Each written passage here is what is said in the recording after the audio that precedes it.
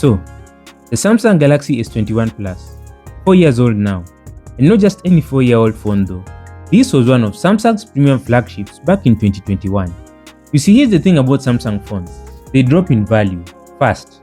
You can't buy this new anymore obviously, but sites like Rebello are selling refurbished units for under $200. If you're outside the US, factor in some import costs, you're still looking at around $250, maybe less, but not more than $300. But here's what's interesting. This was built as a premium device. Samsung designed it to last, but the question is, how long is too long? Is 4.5 years pushing it, or is there still something here worth buying?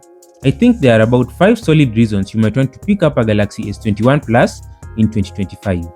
Let's talk about it. One of the biggest reasons why the Galaxy S21 Plus still makes sense in 2025 is its display. And honestly, this is where you realize just how much of a gap there is between flagships and budget phones. Even though this thing is 4.5 years old, you're getting a 6.7-inch dynamic AMOLED panel that's still easily one of the best looking screens you can find on any phone. Colors pop off the display, blacks are as deep as they get, and thanks to HDR10 Plus support, watching movies or TV shows feels like you're holding a tiny camera in your hand. Brightness is another strong point. It is fairly capable of handling direct sunlight, so you're not squinting at your phone on a bright day. On top of that, it's got around 20Hz refresh rate, and not just the on or off kind you see on most budget phones. This one is adaptive, shifting anywhere between 48Hz and 120Hz depending on what you're doing. So you're saving battery when you don't need all that smoothness, but still getting the smooth animations when you do. So you're paying around $200 for a display that absolutely crashes almost every other $200 phone out there. Sure, those budget phones might technically also boast 120Hz, but most of them can only switch between 60Hz and 120Hz, and they don't come close to offering HDR10+. The only thing they might beat this phone on is peak brightness, and even then, the S21 Plus isn't that far behind. Then there's the design and build quality, which is another area where this phone makes a statement. Samsung's S21 lineup is still regarded as one of the most beautiful designs they ever put out, and I'd argue it even looks better than the current S25 design. Now yes, budget phones today have definitely stepped up their game in terms of design, slim profiles, nice finishes, but premium will always feel premium. On the front, you've got these incredibly slim bezels, which instantly make it look more modern, especially when you remember that a lot of budget phones, including Samsung's own lower-end models, still come with bezels thicker than your mom. Flip it over and you're greeted with a curved glass back, framed in aluminium, with that iconic camera bump that seamlessly blends into the frame. It's a design that not only looks premium, but feels like it was engineered to stand out. Compare that to the plastic frames and backs you find on today's budget phones, which aren't bad, but they can't match. The S21 Plus has Gorilla Glass Victus on both sides, which is the toughest glass you could get at the time, and it holds up well against day-to-day scratches and drops. Add to that an IP68 rating for dust and water resistance, and you got a device that's built to survive real life. Sure, after 4 years, the waterproofing may not be as reliable as it was on day 1, but it's still going to hold up better than most budget options that don't have any rating at all. All in all, the build quality is top tier. The design is timeless, and even in 2025, it is the kind of phone that turns heads when you pull it out of your pocket. Performance-wise, it's not even a contest. This is a flagship from 2021, and flagship processors are just built different. They're designed to handle whatever you throw at them for years, not just until the next budget chip comes out. You'll find 2 versions floating around, one with Samsung's Exynos 2100 and either the Snapdragon 888.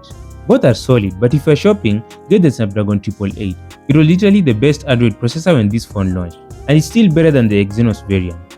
The 888 can run anything: gaming, video editing, whatever productivity nightmare you may want to inflict on it. No budget processor in 2025 is touching this. Doesn't matter how new it is or what marketing name they slap on it. Add 8GB of RAM to the mix and you've got a properly fast phone. Not just fast for the price, actually fast. The cameras are where flagship phones really separate themselves from the budget pack. Triple camera system, 12 megapixel main, 12 megapixel ultra wide and a 64 megapixel telephoto with 3 times optical zoom. They also a 30 times space zoom, which is Samsung's fancy name for digital zoom that you probably won't use much. The front camera is 10 megapixels. Now specs are one thing, but the results are what that matter, and the results here are excellent. Photos come out sharp, detailed and colorful with that classic Samsung punchiness that makes them instantly shareable. Low light performance is solid too, and you'll struggle to find much complaint about it unless you're deliberately nitpicking. Video is where this phone flexes a little. Yes, it can technically record in 8K, though at 24 FPS, it's more of a bragging right than something you'd actually use. But 4K is where the magic happens. Both the rear and front cameras can shoot 4K at 30 or 60 frames per second, which means you're getting genuinely smooth and high quality video no matter which camera you're using. For content creation, whether that's TikToks or YouTube or just capturing memories, the S21 Plus delivers in a way that no new $200 budget phone in 2025 can even dream of matching. In fact, I can almost guarantee that at this price, you won't find cameras that come close to this setup. Fifth reason is just premium features. Here's where the flagship heritage really shows. All those little premium touches that budget phones just don't get. Samsung DeX is probably the biggest one. You can literally connect this thing into a monitor and use it like a desktop computer. It is not perfect, but it works. Most people won't use it, but it's there that you need it. And you only get DeX on Samsung's premium lines, the Galaxy S and Z series. Budget phones, forget about it. And then the storage. The S21 Plus uses UFS 3.1 storage, not the fastest standard available today, but is significantly quicker than UFS 2.2 or, God help us, eMMC storage you'll find on budget devices. Your apps load faster, file transfers don't make you question your life choices. Small difference on paper, but noticeable difference in daily use. It even has Wi-Fi 6 support and supports USB 3.2 speeds, which make data transfers to your laptop or external drives way faster. Compare that to the majority of budget phones, which still ship with the plain old USB 2.0, you'll really feel the difference if you ever try moving large files. It is these small but meaningful touches that make the S21 Plus feel like the premium device it was designed to be. So here's the thing, at this subsidized price point, the Galaxy S21 Plus is compelling. Are there any compromises? Absolutely. It is running Android 15 right now, and realistically, Android 16 probably isn't happening. That software support window is closing. Charging is capped at 25 watts, which feels slow when you see budget phones pushing 67 watts or higher. And after 4 years, that battery has definitely seen better days. Though to be fair, battery replacement is always an option. But what are you willing to trade off for 200 USD? You're getting flagship level cameras that still compete today, a display that punches way above its price class, performance that won't leave you waiting around, and build quality that feels premium in your hand. Compare that to spending 250 USD on a new budget phone. Sure, it might charge faster or have one standout feature, but then you're dealing with budget performance, budget cameras, and budget everything else. That laggy performance and plastic build quality gets old fast.